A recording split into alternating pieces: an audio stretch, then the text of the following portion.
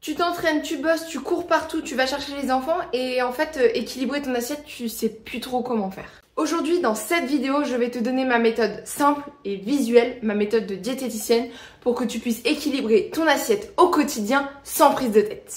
Et ce, que tu sois chez toi, au resto, peu importe. Cette vidéo te concerne si tu fais en moyenne entre 0 et 3 à 4 heures de sport. Si tu fais jusqu'à même 5 heures de sport, si tu fais jusqu'à 5 heures de sport, tu peux regarder cette vidéo et appliquer tous les conseils sans te poser de questions.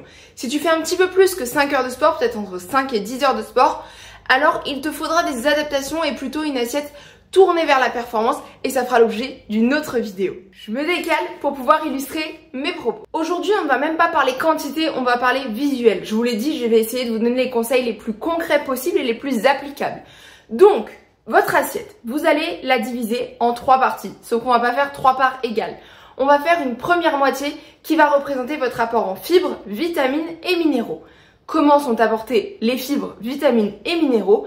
Elles sont tout simplement apportées légumes, crudités, cuidités et fruits. Attention, de manière générale sur ta journée, tu chercheras à apporter plus de légumes et de crudités que de fruits. Cette source de fibres est satiétogène. Qu'est-ce que ça veut dire satiétogène?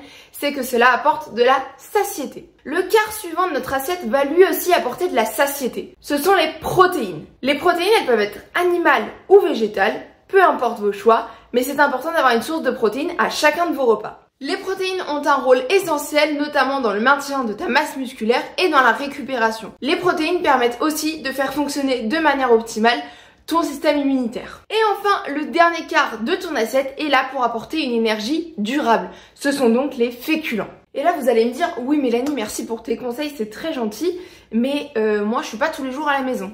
Oui, comme beaucoup de personnes. Vous n'êtes pas tous les jours à la maison et notamment le midi, on est très souvent en dehors de chez soi pour manger. Quelle solution s'offre à nous? On va d'abord parler du restaurant. 2 cas possibles. Le restaurant est occasionnel et il arrive une fois toutes les 2 semaines. Pas de règle particulière, vous adapterez votre repas du soir avec potentiellement un peu moins d'apport énergétique parce que votre apport du déjeuner aura été plus élevé. Ce cas est très simple à gérer, donc on va plutôt parler du cas numéro 2 où le restaurant est très régulier, il arrive peut-être 1, 2, 3, 4 fois par semaine et donc là ça devient vos apports réguliers. Comment fait-on dans ce cas-là? Dans ce cas-là, on va regarder un petit peu la carte. Sur la carte, on va chercher à avoir une source de protéines, donc viande ou poisson. Idéalement, on choisira plutôt une viande ou un poisson maigre pour éviter d'avoir une viande ou un poisson gras tous les jours. Et ensuite, on va travailler sur l'accompagnement. L'accompagnement, très souvent, vous pouvez avoir des frites, c'est le plus facile au resto. On va essayer de limiter la friture, donc peut-être on peut avoir du riz ou des pâtes. Et éventuellement, certains restos proposent aussi une garniture légumes. N'hésitez pas à demander un 50-50 d'un point de vue accompagnement. Et si vous faites vos propres repas, vos propres lunchbox pour partir au bureau, alors là, c'est super simple.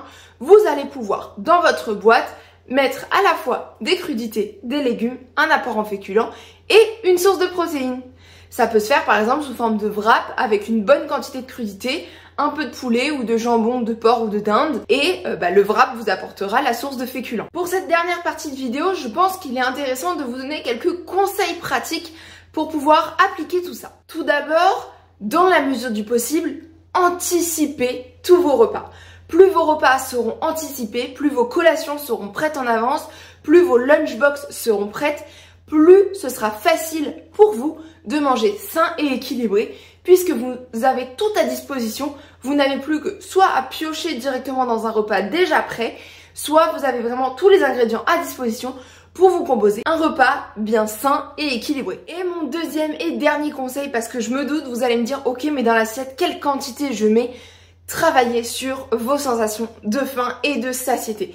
C'est hyper important et c'est vraiment ça qui va vous permettre de vous reconnecter à ce dont votre corps a besoin. Votre corps sait parfaitement vous dire là j'ai faim, là je n'ai plus faim, il faut juste savoir l'écouter. Et voilà, c'est tout pour cette vidéo, j'espère sincèrement qu'elle vous aura plu.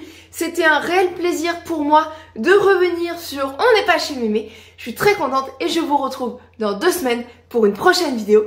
Et je vous dis à très vite. On n'est pas chez Mémé.